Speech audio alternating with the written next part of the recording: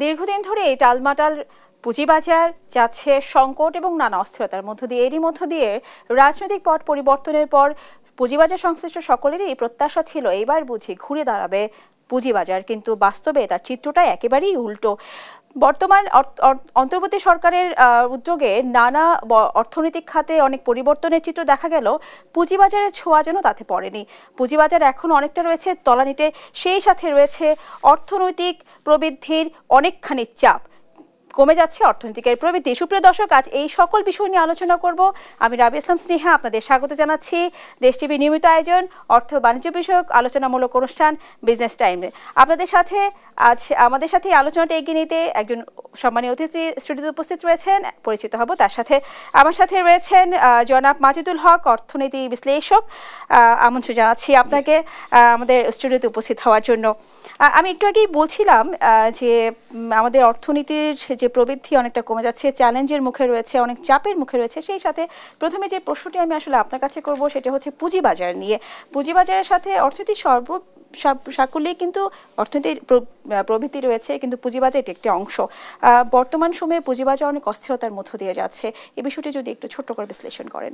জি দেখুন, খুব ভালো একটা বিষয় নিয়ে কথা বলার জন্য আমাকে ডেকেছেন।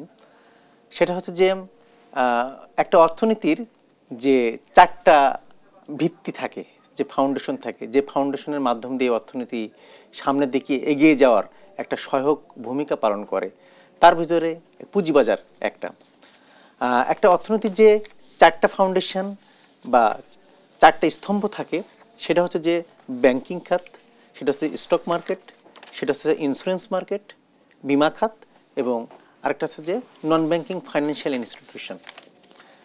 তাহলে বাংলাদেশের অর্থনীতিতে এবং বাংলাদেশে আপনি কি দেখতে পেয়েছেন, আমরা কি দেখতে পেয়েছি আজকে স্বাধীনতার এত বছরে কি দেখতে পেয়েছি, সেটা হচ্ছে যে একমাত্র এই চারটা খাতের ভিতরেই ব্যাংকিং খাতটা মানুষের আস্থা অর্জন করতে পেরেছে এবং আর তিনটা খাত কিন্তু আস্থা অর্জন করতে পারেনি।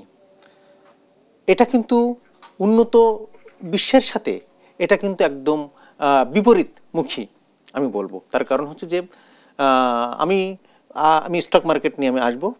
সেটা হচ্ছে, এর আগে আমি বলি যে বিমা খাত, বাংলাদেশের যে বিমা খাতটা সেটা কিন্তু এখনো পর্যন্ত আস্থা অর্জন করতে পারেনি এবং এটার যে জিডিপিতে এটার অবদান এখনো 1% নিচেই অবস্থান করছে বিমা খাতের অবদান, এবং এটা হওয়ার কথা ছিল না।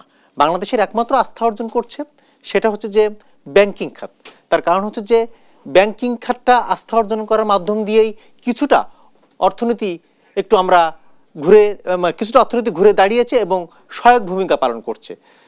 পুঁজিবাজার নিয়ে অনেক সমালোচনা হয়েছে এবং আমি যেটা বলবো সেটা হচ্ছে যে আমরা বিগত সরকারের আমলেও দেখেছি যে পুঁজিবাজারকে নিয়ে যে দুর্নীতি হয়েছে, পুঁজিবাজারের সাথে যারা স্বার্থ সংশ্লিষ্ট ছিল এবং বিগ প্লেয়ার ছিল, যারা পুঁজিবাজারের এবং আপনার রাজনৈতিক ছত্রছায়া থেকে যারা অলিগার্ক ছিল সরকারি দলের ক্ষমতায় থেকে, তারা কিন্তু এই পুঁজিবাজারের যে আস্থাটা, এই স্টক মার্কেটের যে আস্থাটা কিন্তু এখনো বিনষ্ট করে ফেলাইছে এবং এটার মাধ্যম দিয়ে যেটা হয়েছে, এবং এখনো পর্যন্ত এটা এখনো ঘুরে দাঁড়াতে পারেনি এবং সামনের দিনে ঘুরে দাঁড়াতে পারবে কিনা সেটা আমার কাছে মনে হয় না। তার কারণ হচ্ছে যে পুঁজিবাজারকে নিয়ে যে সমস্ত কমিটি করা হয়েছিল বিগত সরকারের সময়, যারা কমিটি প্রধান ছিল, পুঁজিবাজারের যে করাপশন, সেই করাপশন যারা আসলে যে রিপোর্টে যাদের নামটা উঠে এসেছিল, তারা তো আসলে আমি বলবো যে সরকারের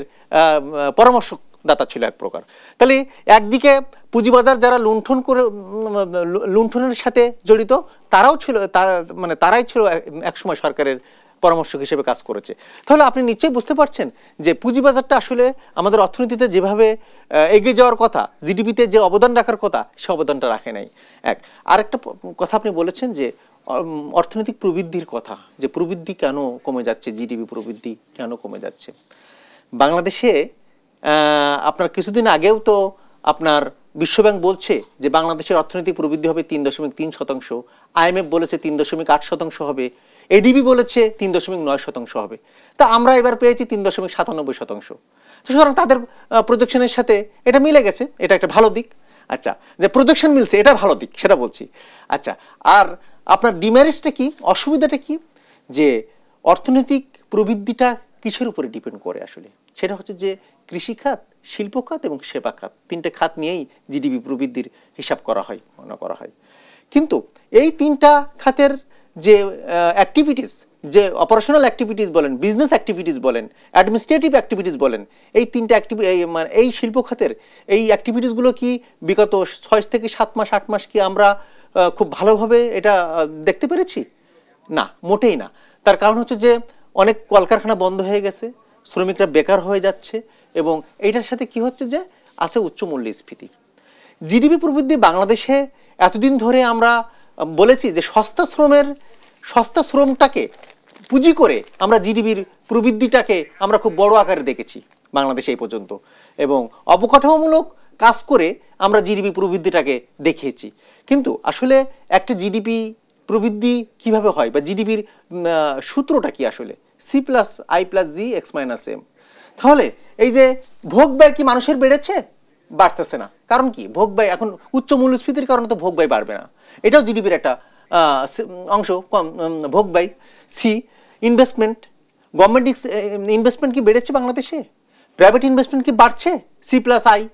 তাহলে ইনভেস্টমেন্ট বাড়ছে না। তাহলে দেখেন আজকে private investment two GDP ratio কত? 22% সামথিং এই অর্থবছরে হয়েছে। এর আগের অর্থবছরে কি ছিল? 23% ছিল private investment two GDP ratio. তাহলে 22%, 23% আরো কমছে এটা। তাহলে এটার সাথে তোমার জিডিপি সম্পর্কিত রয়েছে।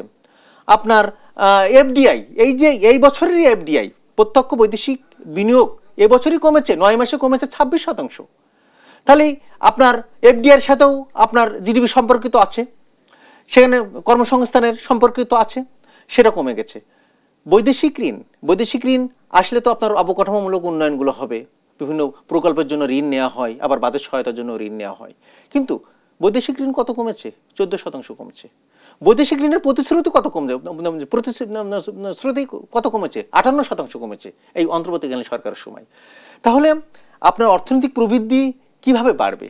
কারণ যেখানে আপনার কর্মসংস্থানটাকে কমে যাচ্ছে দিনে দিনে, যেখানে বিনিয়োগ কমে যাচ্ছে, যেখানে উচ্চ মূল্যস্ফীতি বিরাজ করছে। এবং আপনাকে আরেকটা কথা বলি, সেটা হচ্ছে যে অর্থনীতিতে স্ট্যাগফ্লেশন নামে একটা শব্দ আছে। এই স্ট্যাগফ্লেশন বলা হয় যে আপনার ইনফ্লেশন প্লাস স্ট্যাগনেশন, মূল্যস্ফীতি প্লাস স্থবিরতা, এই দুটো মিলেই স্ট্যাগফ্লেশন বলে। এটা এই যে তাহলে অর্থনীতিতে কি আমার স্থবিরতা চলছে না? চলছে তো। আমার তো মানে অধিকাংশ সূচকই তো আমার স্থবিরতার ভিতরে পড়ে আছে। এক। দ্বিতীয় নম্বর কথা হচ্ছে যে এই থিওরি আসলে যিনি করেছিলেন, যিনি প্রবর্তন করেছিলেন 1965 সালে, ব্রিটেনের এক আপনার রাজনীতি বিশ্লেষক, উনি ম্যাকলাউ নামে, পরবর্তীতে উনি ব্রিটেনের অর্থমন্ত্রীও হয়েছিলেন। তাই উনি এটা 1965 সালে যখন এটা উদ্ভাবন করলেন, 1970 দশকে যখন বিশ্ব অর্থনীতি যখন মন্দার কবলে পড়লো, তখন মানে অর্থনীতির টার্মসের সাথে এটা মানে এটা ঢুকে গেল স্ট্যাগফ্লেশন শব্দটা। তাহলে কি বাংলাদেশ কি আপনার এখন বাংলাদেশের অবস্থানটা কি? আপনি বলছেন যে অর্থনৈতিক প্রবৃদ্ধি কমে যাচ্ছে, তাহলে বাংলাদেশের তাই আমি যদি ম্যাথমেটিক্যালি বলি যে কেন কমে যাচ্ছে, সেটা বাংলাদেশে কি এখন উচ্চ মূল্যস্ফীতি আছে না? বাংলাদেশে কি এখন উচ্চ বেকারত্ব আছে না? বাংলাদেশে কি আপনার জিডিপি প্রবৃদ্ধি নিম্নমানের না? এই তিনটা যখন এক হবে তখন তো আপনার অর্থনীতিতে স্থবিরতা চলে আসবে, তখন তো স্ট্যাগফ্লেশন ওই শব্দটাই ওই শব্দের ডেফিনেশন চলে আসবে। তাহলে যে অর্থনীতিতে আপনার উচ্চ বেকারত্ব এবং উচ্চ মূল্যস্ফীতি বিরাজ করে, মানুষের ক্রয় ক্ষমতা কমে যায় উচ্চ মূল্যস্ফীতির কারণে, সেই অর্থনীতি তো আপনার পিছনের দিকে সে যেতে বাধ্য হবে। কারণ আমরা একটা দেশের কেন্দ্র ব্যাংকের দায়িত্ব ইনফ্লেশন কন্ট্রোল করা কেন, এবং পৃথিবীর সমস্ত কেন্দ্র ব্যাংকের প্রাইম ডিউটিটা কিন্তু ইনফ্লেশন কন্ট্রোল করা। কারণ উন্নত বিশ্বে যেটা দেখা গেছে, কেন্দ্র ব্যাংকের গভর্নর যদি ইনফ্লেশন কন্ট্রোল করতে না পারে, তাহলে তার সফলতাটা কিন্তু দেখা হয় না ওইভাবে। তাহলে জিডিপি প্রবৃদ্ধি যে বাংলাদেশে কমছে, এবং জিডিপি প্রবৃদ্ধি কেন কমছে এরও আরও কিছু কারণ রয়েছে। সেই কারণটা যদি আমি বলি, সেটা হচ্ছে যে দেখেন বাংলাদেশে আমরা কয়েক বছর ধরে জিডিপি প্রবৃদ্ধি দেখাইছি কোন সাইডটা নিয়ে? গভর্নমেন্ট এক্সপেন্ডিচারটা নিয়ে দেখাইছি, প্রকল্প নিয়েছি, জিডিপি বেড়েছে। কিন্তু এর বাইরে কি আমার ভোগ ব্যয় আমি বাড়াতে পারিনি, আমি বিনিয়োগ ব্যয় বাড়াতে পারিনি, আমি এক্সপোর্ট বাড়াতে পারিনি, আমি কাঙ্ক্ষিত পরিমাণ এক্সপোর্ট বাড়াতে পারিনি। তাহলে আমার জিডিপি প্রবৃদ্ধিটা কোথা থেকে আসলো? এবং যে জিডিপি প্রবৃদ্ধি বাংলাদেশে এ পর্যন্ত হয়েছে সেটা ডাটা ম্যানিপুলেশনও ছিল, বলা হয়েছে তথ্যের বিভ্রাট ছিল, সেই তথ্যের বিভ্রাটের কারণে এই জিডিপি। জনাব মাজিদুল হক, আমি এই প্রসঙ্গটি নিয়ে আবারও ফিরবো। আমি আবারও যেতে চাচ্ছি মাজিদুল হক আপনার কাছে। যে আলোচনাটা আমরা করছিলাম তার মধ্যে এখন যে প্রশ্নটি আমি করতে চাই পুঁজিবাজার নিয়ে, সেক্ষেত্রে দেখা যাচ্ছে যে অন্তর্বর্তী সরকার আসার পরে অনেকের অনেক প্রত্যাশা ছিল পুঁজিবাজারটি হয়তো অনেকটা ঘুরে দাঁড়াতে পারে, সেক্ষেত্রে প্রত্যাশা একেবারেই প্রতিফলন ঘটেনি। আর নতুন করে এতদিন পর্যন্ত সরকার কিন্তু কোনো রকমের পুঁজিবাজার নিয়ে কোনো কথাই বলেননি। রিসেন্টলি হচ্ছে একটি বৈঠক করেছেন, উচ্চ পদস্থীয় লোকদেরকে নিয়ে বৈঠকে বসেছিলেন।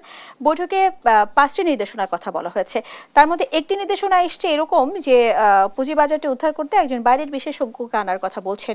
এই বিষয়ে আমরা কতটা আশাবাদী হতে পারি? জি দেখুন, পাশাপাশি জানাবেন যে কেন বাইরের বিশেষজ্ঞ, আমাদের দেশে কি বিশেষজ্ঞের অভাব রয়েছে? জি দেখুন, যে আপনি পুঁজিবাজার বলেন, আপনি ব্যাংকিং খাত বলেন, আপনি বিমা খাত বলেন, অব্যাংকিং ফাইন্যান্সিয়াল ইনস্টিটিউশনগুলো বলেন, সেটা হচ্ছে যে অন্তর্বর্তীকালীন সরকার অনেকগুলো পদক্ষেপ নিয়েছে এবং অনেক টাস্ক ফোর্স করেছে, যে মানে পাচারকৃত টাকা ফেরত আনার জন্য টাস্ক ফোর্স করেছে।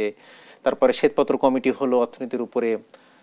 তা এই যে অর্থনীতির উপরে যে শ্বেতপত্রটা পাবলিশড হলো এবং এটা তো প্রধান উপদেষ্টার কাছে প্লেস করেছে, এইটার আমরা কি করেছি, মানে এটার অ্যাকশানে আমরা অ্যাকশান কি নিয়েছি, এটা কিন্তু আমার অ্যাকশানটা এখনো এটা মানে নজরে পড়ে নাই, নাম্বার 1। নাম্বার 2 হচ্ছে যে আমরা হয়তো মনে করছি যে আমরা অনেক ধরনের সংস্কার কাজ বা টাস্ক ফোর্স করেছি বা আমরা এটা রিফর্ম করে দিচ্ছি, কিন্তু দেখেন যে আমি একটু পূর্বে ফিরে যাই। 1991 সালে 3 মাসের কেয়ারটেকার গভর্নমেন্টের আমলে অনেকগুলো টাস্ক ফোর্স করেছিল। সেই টাস্ক ফোর্সের যে রিপোর্টগুলো, সেই রিপোর্টগুলো পরবর্তীতে রাজনৈতিক সরকার সেটা ইগনোর করেছে। তাহলে মানে এখন যেটা নাও হোয়াট ইজ হ্যাপেনিং, এখন যেটা হচ্ছে, এখন তো সামনে আমার যে পলিটিক্যাল গভর্নমেন্ট আসবে, প্রসপেক্ট পলিটিক্যাল গভর্নমেন্ট, তারা ইগনোর করতে পারে না? পারে। কিন্তু এখন আমি পুঁজিবাজারকে ঠিক করার জন্য, আমি ব্যাংকিং খাতকে ঠিক করার জন্য আমি বাইরের পরামর্শক নিয়ে আসছি, আমি এক্সপার্ট হায়ার করছি, সেখানেও তো আমার কিছু আমার খরচ হচ্ছে, আমার অনেকগুলো ব্যয় হচ্ছে। আমার ব্যাংকিং খাতের জন্য আমি মার্জ অ্যাকুইজিশন করার জন্য বাইরের এক্সপার্ট নিয়োগ দিচ্ছি, তাই না? এখানে অডিটর নিয়োগ দিচ্ছি, আমার খরচ হচ্ছে। কিন্তু এটা আলটিমেট যে ফলাফল, সেই ফলাফলটা কি রাজনৈতিক সরকার মেনে নেবে কিনা, এবং কাজ করতে করতে যে যতটুকুন বাকি থাকবে ব্যাংক রেজুলেশন অর্ডিন্যান্স বা অনুযায়ী, সেটা রাজনৈতিক সরকার এটা অ্যাকসেপ্ট করে সামনে এগিয়ে যাবে কিনা, এটা একটা কথা, এটা একটা চ্যালেঞ্জ। কিন্তু একটা আমাদের প্রত্যাশা থাকবে যে হ্যাঁ, রাজনৈতিক সরকার এই সংস্কার কাজগুলো এগিয়ে নেবে, এটা জনগণের প্রত্যাশা, কারণ এটা for the welfare of the country, দেশের কল্যাণের জন্যই তো করা হচ্ছে এগুলো। যদিও কিছু কিছু সংস্কার কাজে বারবার বাধা আসছে, পাবলিক আপনার সরকারি কর্মচারী যে কর্মকর্তা কর্মচারীদের যে অধ্যাদেশ করা হলো, এনবিআর এর যে বিষয়গুলো, এগুলো আমাদের বাধা আসছে। ডেসপাইট দিস প্রবলেমস বা চ্যালেঞ্জ, আমরা যেটা মনে করছি যে পুঁজিবাজার নিয়ে যে আমরা বিগত এটাকে নিয়ে কি, মানে স্টক মার্কেটকে নিয়ে কি আমরা আজকে থেকে সমস্যা আছি? না, এটা তো 2 দশক ধরে এটা সমস্যায় জর্জরিত। এটা তো এক সময় আপনার কমিটি করা হয়েছিল, সেই কমিটি যিনি চেয়ারম্যান ছিলেন, ওই চেয়ারম্যান কিন্তু অডিট করার পরে, ইন্সপেকশন করার পরে, ওয়ার্ক করার পরে সেটা কিন্তু পাবলিশ করেন নাই, ওই রিপোর্টটা স্টক মার্কেটের রিপোর্ট পাবলিশ করেন নাই। কারণ স্টক মার্কেটের রিপোর্ট যিনি সব থেকে রেসপন্সিবল ছিল স্টক মার্কেটকে ম্যানিপুলেশন করার জন্য, উনি দেখা যাচ্ছে যে সরকারের খুব কাছের লোক ছিল। তাহলে এবং আপনি ব্যাংকিং খাত বলেন, ব্যাংকিং খাতে তো একই অবস্থা হয়েছে। আপনার ব্যাংকিং খাতে যে অর্থনৈতিক প্রবৃদ্ধি কিন্তু আসলে 2টা খাতকে যদি আপনি ঠিক রাখতে পারেন, তাহলে প্রবৃদ্ধিটাকে সামনের দিকে এগিয়ে যাওয়ার খুবই ভালো সম্ভাবনা থাকে এবং দ্রুত যায়। এটা হচ্ছে জ্বালানি নিশ্চয়তা, আর এটা হচ্ছে ব্যাংকিং খাত। বাংলাদেশের কনটেক্সটে বলছি আমি, ঠিক আছে? কারণ অন্যান্য দেশ তো আপনার ব্যাংকিং খাত, স্টক মার্কেট, ইন্স্যুরেন্স মার্কেট সমানভাবে খেলা করে, তারা সমানভাবে আউটপুট দিতে পারে, কিন্তু বাংলাদেশ তো শুধু অনলি ব্যাংকিং খাত পাচ্ছে। এই জন্য ব্যাংকিং খাতে যেটা হয়েছে, আপনার 3,45,000 কোটি টাকা আপনার খেলাপি ঋণ আমি 2024 ডিসেম্বর পর্যন্ত আমি দেখতে পাচ্ছি দাঁড়িয়েছে, এবং এই খেলাপি ঋণ 7.5 কোটি 8 কোটি টাকা ছাড়াই যাবে সামনের দিনে, খুব দ্রুত এটা হবে। এবং আইএমএফ যে শর্তগুলো দিয়েছিল সেই শর্তগুলো আসলে আমরা কখনো পরিপালন করতে পারিনি, আমরা সামনের দিন পারবো কিনা মনে হয় না। আপনি স্টক মার্কেট নিয়ে যেটা বললেন, পুঁজিবাজার নিয়ে যেটা বললেন, সেটার সুশাসন এটা কখনোই সুশাসন আমরা দেখতে পাইনি। আমার বয়স পর্যন্ত আমি দেখতে পাবো কিনা মনে হচ্ছে না, কারণ এটার রন্ধ্রে রন্ধ্রে এটা আপনার সুশাসনের ঘাটতি রয়ে গেছে, এবং এটা নিয়ে যাদেরকে দায়িত্ব দেয়া হচ্ছে তারাই এটা আসলে শৃঙ্খলা ভঙ্গ করছে। কারণ তাহলে আপনি কাকে দায়িত্ব দিবেন? কারণ অনেক জায়গায় দেখা গেছে যে সমস্ত ব্যক্তিদেরকে দায়িত্ব দেওয়া হয়েছে, আর্থিক প্রতিষ্ঠান বলেন, পুঁজিবাজার বলেন, তারা সমালোচিত হয়ে গেছে। জনাব মাজিদুল হক, আপনি একটু আগে বলছিলেন যে যাদের দায়িত্ব দেওয়া হচ্ছে তাদের দায়িত্বে ঘাটতি দেখা যাচ্ছে, সেই প্রসঙ্গ সুশাসনের ঘাটতি দেখা যাচ্ছে। সেই প্রসঙ্গ নিয়ে যদি একটি প্রশ্ন করি, সেটি হচ্ছে দেখা যাচ্ছে যে পুঁজি বাজারের দরপতন নিয়ে কফিন নিয়ে রাস্তায় বিক্ষোভ করেছিলেন কিছুদিন আগে বিনিয়োগকারীরা।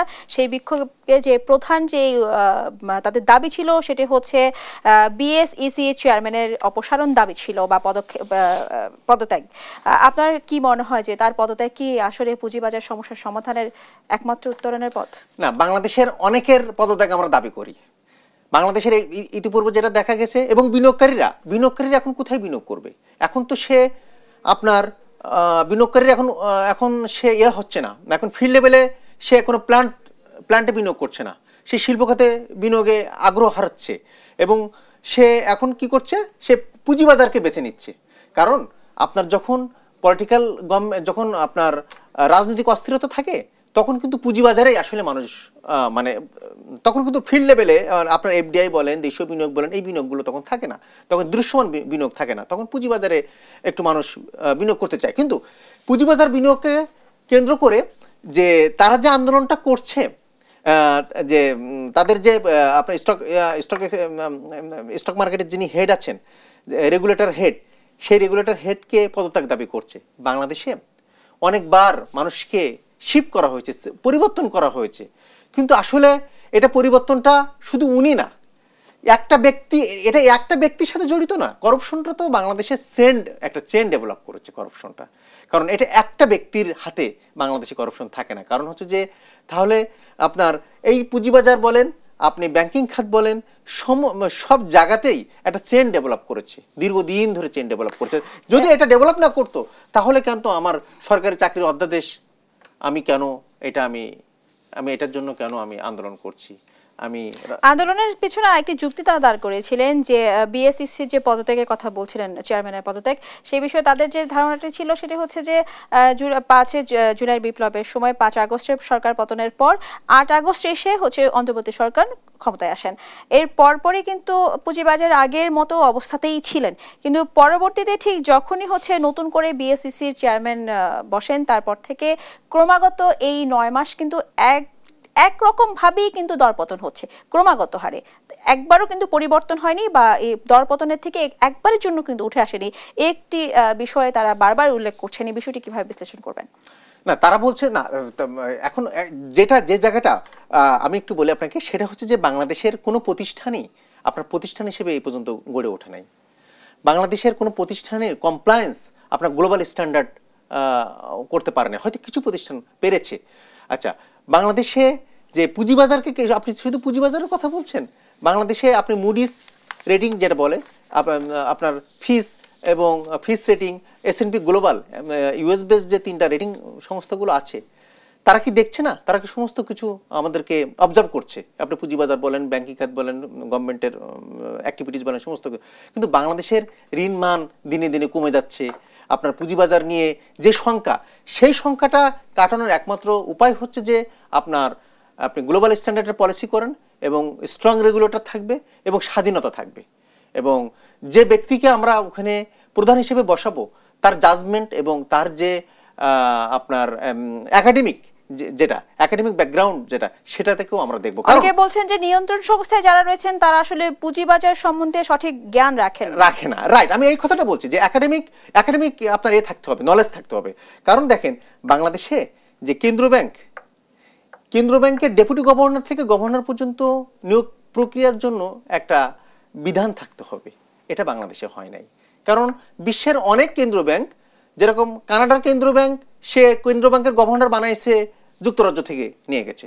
কারণ কানাডার কেন্দ্র ব্যাংকের গভর্নর হওয়ার জন্য যে রিকোয়ারমেন্ট দরকার, সেটা হয়তো কানাডার কোনো সিটিজেনকে উনি পায় নাই, উনি বাইরে থেকে নিয়ে গেছে। তবে কি এই ব্যর্থতার কারণেই আমাদের এই ব্যর্থতাগুলোই রয়েছে। বিদেশি বিশেষজ্ঞ আনার বিষয়ে কথা হচ্ছে যে আমাদের দেশীয় ব্যর্থতার জন্য, দেশীয় নলেজের অভাবে। হ্যাঁ, না আমি বলি যদি আমাদের দেশীয় পিপল যদি তার রিকোয়ারমেন্ট ফুলফিল না করে, আমাদের তো কোনো মানে আমরা যে রিকোয়ারমেন্ট সেট করিনি। আমাদের দুঃখজনক যে এক একটা কেন্দ্রীয় ব্যাংকের যিনি গভর্নর থাকবেন, যিনি ডেপুটি গভর্নর থাকবেন, ওনার যে নিয়োগ, ওনার মানে উনি ওই চেয়ারে বসার জন্য যে আপনার একটা বিধান থাকতে হবে, একটা রিকোয়ারমেন্ট থাকতে হবে, তার যে গ্লোবাল স্ট্যান্ডার্ড যে একটা ইন্ডেক্স থাকতে হবে, সেটা কি আমরা এখনো সেট করেছি?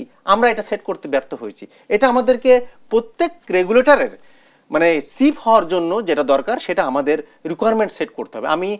আমি যদি রাজনৈতিক সিদ্ধান্ত গ্রহণ করে হঠাৎ করে যার একাডেমিক নলেজটা নাই, আমি তাকে যে কনসার্ন জায়গায় আমি বসাই, তাহলে তো উনি কিভাবে ব্রিফ করবে, উনি কিভাবে ডেলিগেটকে লিড দিবে, উনি কিভাবে বাইরের প্রতিনিধিটিকে, বিদেশি প্রতিনিধিকে লিড দিবে, কিভাবে উনি কথা বলবে?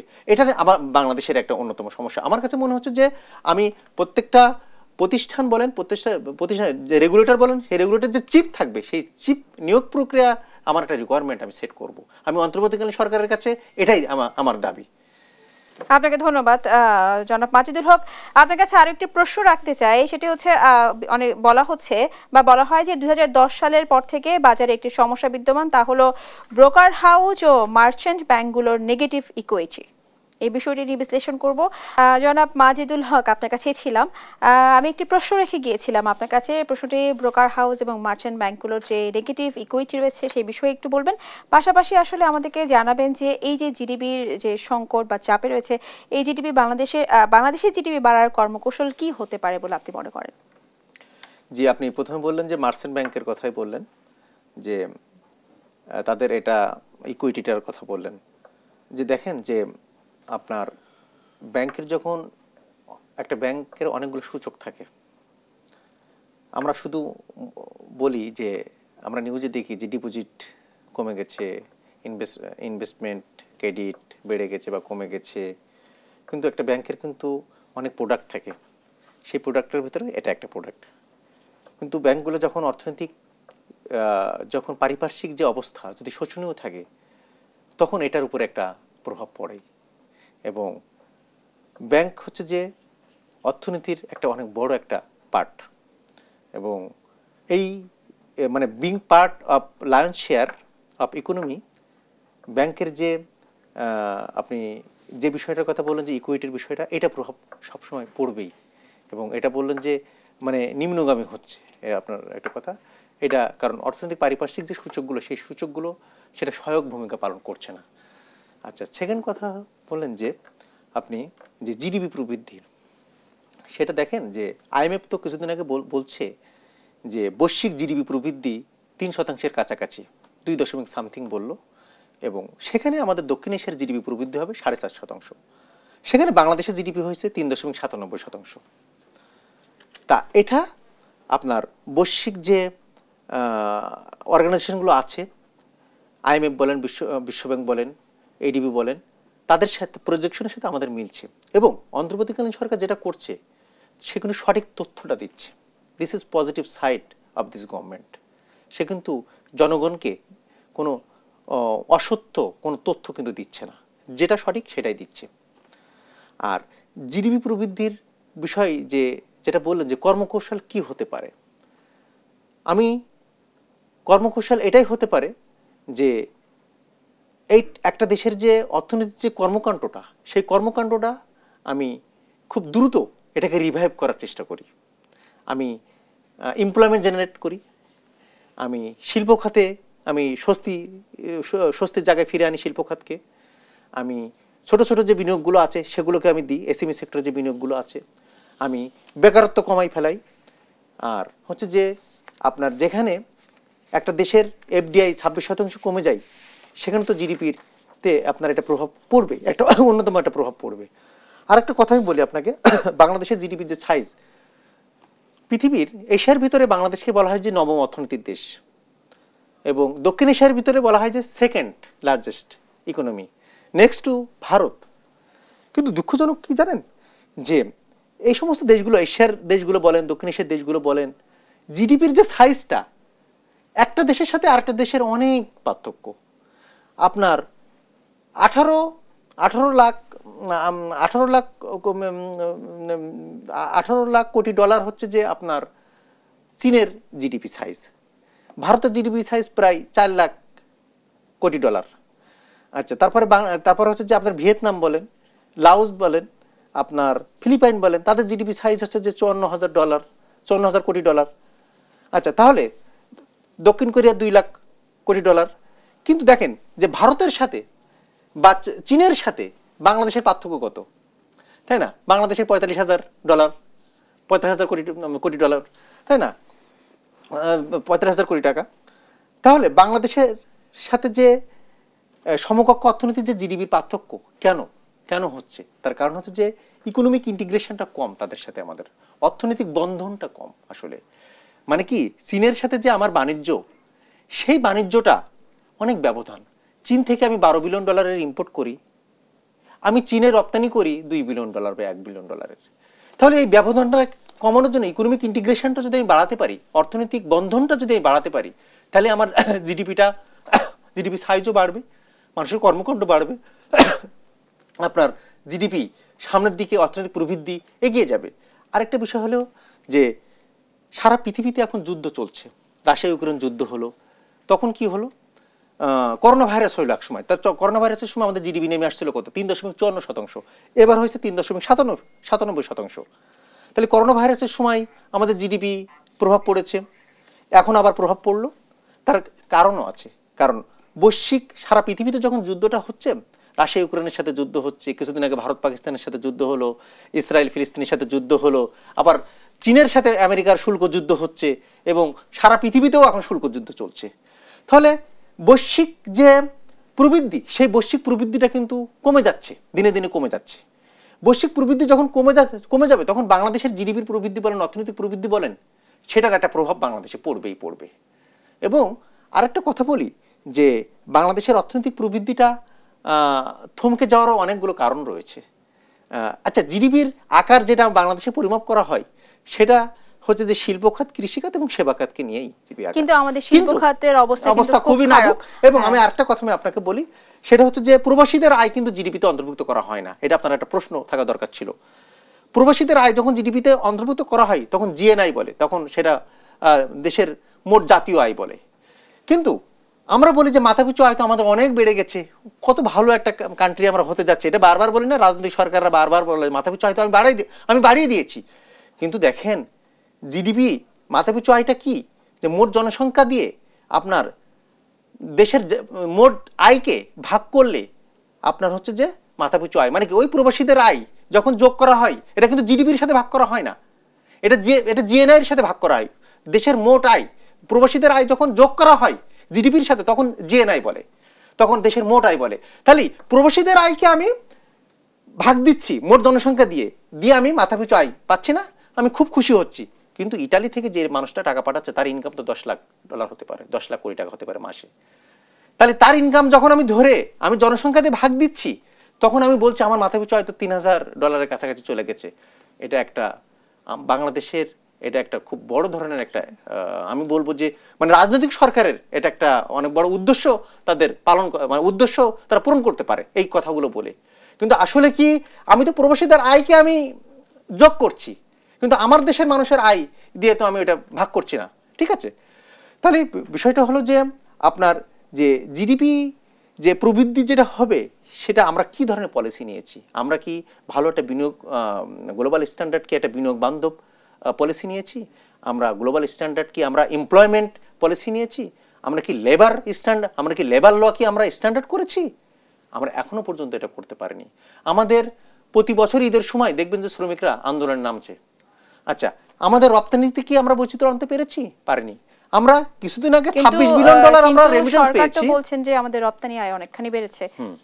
হ্যাঁ, রপ্তানি আয় বেড়েছে, কিন্তু রপ্তানি আয় কি সব কি আমার কি 55 বিলিয়ন ডলার কি দেশে আসে? আমার 10 বিলিয়ন ডলার গ্যাপ থাকে। আমি পত্রিকায় বলছি, আমি নিউজ করছি যে আমার রপ্তানি আয় 55 বিলিয়ন, 56 বিলিয়ন, 60 বিলিয়ন। কিন্তু এই রপ্তানি আয় যে বেড়েছে, কিন্তু সামনে কি আমার নাই, আমার এলডিসি গ্রাজুয়েশন চ্যালেঞ্জকে কেন্দ্র করে আমার কি রিস্ক নাই, চ্যালেঞ্জ নাই? চ্যালেঞ্জ তো রয়েছে। তখন তো রপ্তানি আয় অনেক কমে যাবে, তখন তো 10 billion 12 billion dollar US dollar কমে যাবে। তাহলে তার তার মানে এর বিপক্ষে, এই চ্যালেঞ্জের বিপক্ষে আমি ওয়ে আউটটা কি, আমি কি পদক্ষেপ নিয়েছি? এলডিসি গ্রাজুয়েশনের চ্যালেঞ্জকে মোকাবেলা করার জন্য আমি হয়তো একটা কমিটি করেছি, সেই কমিটি কি এখন কোন পর্যন্ত কাজটা করছে? তাহলে কি আমার রপ্তানি পণ্যের বৈচিত্র্য আমাকে বাড়াতে হবে, রপ্তানি বাজারের বৈচিত্র্য আমাকে বাড়াতে হবে? সেই ডেস্টিনেশনগুলো কি আমরা উদ্ঘাটন করতে পারছি কিনা? আমরা কি ইকোনমিক ডিপ্লোমেসির মাধ্যম দিয়ে, কূটনৈতিক তৎপরতার মাধ্যম দিয়ে আমরা কি বাজার বিস্তৃত করতে পারছি কিনা? এটাও তো একটা চ্যালেঞ্জ। সুতরাং আমার বাড়ছে, রেমিটেন্স বাড়ছে বা রপ্তানি আয় বাড়ছে, এটা তো টেকসই না। টেকসই করতে গেলে তো আপনার বাজারকে টেকসই করতে হবে, কিন্তু যে বাজারে আমি রপ্তানি করছি সেই বাজারই তো আমার টেকসই না। তারা তো আমার লেবার কন্ডিশনকে চিন্তা করে, আমার দেশের লেবার লকে চিন্তা করে তারা আমার এক্সপোর্ট বন্ধ করে দিয়ে তারা হয়তো প্রোডাক্ট নিবে না। তাহলে আমার ইউরোপিয়ান ইউনিয়ন তো বারবার বলছে, আমেরিকানও, ইউএস গভর্নমেন্টও বলছে, বারবার বলছে যে তোমরা লেবার ল স্ট্যান্ডার্ড করো। তাহলে আমার রপ্তানি বাজার, আমরা বারবার বলছি রপ্তানি বাড়ছে, আমরা এটা নিয়ে অনেক অহংকার করছি, কিন্তু আমার রপ্তানি বাজার কি আসলে টেকসই কিনা? আমি টেকসই অর্থনীতিকে আমি একটা টেকসই অর্থনীতি দেখার জন্য আমি এই সস্তা লেবার দিয়ে প্রোডাকশন আর করা এখন এই মুহূর্তে ঠিক হবে না আমার কাছে যেটা মনে হয়েছে। কারণ সস্তা লেবারের প্রোডাক্ট আপনার ভালো ভালো ব্র্যান্ডগুলো কিন্তু কিনতে চায় না এবং কিনতে চাচ্ছেও না এখন। এটাও একটা চ্যালেঞ্জ আমাদের দেশে হয়ে যাচ্ছে। তাহলে আমি বলবো যে আপনার রপ্তানি যে আয়টা আছে এবং সেখানে কি হচ্ছে, সেখানে $10 বিলিয়ন আপনার দেশে আসছে না। আচ্ছা, সেটা হচ্ছে যে এটার সাথে আপনার যে রাজস্ব আয় জড়িত, সেই রাজস্ব আয়টা কি আমরা কি টেকসই করতে পেরেছি? দেখেন, আমি একদমই টেকসই করতে পারিনি। আমি বিদেশি ঋণ নিয়ে আমি আমার বাজেট ঘাটতি পূরণ করতে হবে। তাহলে আমি বিদেশি ঋণ নিয়ে যখন আমার বাজেট ঘাটতি পূরণ করতে হবে, আমি জিডিপি প্রবৃদ্ধির দিকে আমি কিভাবে মনোযোগ দিব? কারণ জিডিপি প্রবৃদ্ধি করতে গেলে তো আমাকে সব সাইডে আমাকে সমান একটা মানে আমাকে সমভাবে নজর দিতে হবে। তাহলে আমার তো মূল সমস্যা আমার রাজস্ব আয় নাই। আমি রাজস্ব আয় কিভাবে বাড়াচ্ছি? অ্যাডভান্স ট্যাক্স নিয়ে রাজস্ব আয় আমি কি ট্যাক্স বেস বাড়াতে পেরেছি? আমি এবছরে আমাকে মনে করেন যে 45 লাখ টিন জমা দিয়েছে, সামনে বছর আমাকে যেন 80 লাখ টিন জমা পড়ে। আমাকে লক্ষ্য হতে হবে ওইটাই। আমি ভ্যাট বাড়িয়ে ট্যাক্স বাড়াবো, আমি অ্যাডভান্স ইনকাম ট্যাক্স বাড়িয়ে ট্যাক্স বাড়াবো, এগুলো না। এগুলো স্ট্র্যাটেজিকে নষ্ট করে দেয়, মেধাকে নষ্ট করে দেয়, পলিসিকে নষ্ট করে দেয়। এই পলিসিগুলো টেকসই না। টেকসই পলিসিগুলো ওটাই যে আমি ট্যাক্স বেস বাড়াবো, আমি কর জাল বাড়াবো, বাড়িয়ে আমি প্রত্যক্ষ কর আমি আহরণ করব। আহরণ করার মাধ্যম দিয়ে যদি আমি সামনের দিকে যেতে পারি, তাহলে এটাই আমার টেকসই হবে।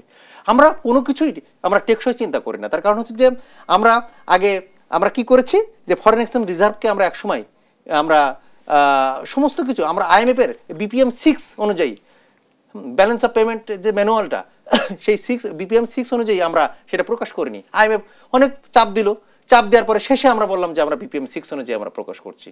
কারণ আমরা সব ক্ষেত্রে গ্লোবাল স্ট্যান্ডার্ড থেকে আমরা পিছিয়ে যাচ্ছে। আমরা এখন অন্তর্বর্তীকালীন সরকার কিছু কিছু সেক্টরে গ্লোবাল স্ট্যান্ডার্ড করতে চাচ্ছে, কিন্তু এটা বাধা আসছে। কারণ দীর্ঘদিনের একটা অভ্যাস, তো সেই অভ্যাস থেকে আসলে জাতি মানে এই ডেভেলপমেন্টটা নিতে পারছে না। আপনাকে অসংখ্য ধন্যবাদ মাজেদুল হক। আমরা আমাদের স্টুডিওতে আসার জন্য আপনাকে আরও একবার ধন্যবাদ জানাচ্ছি।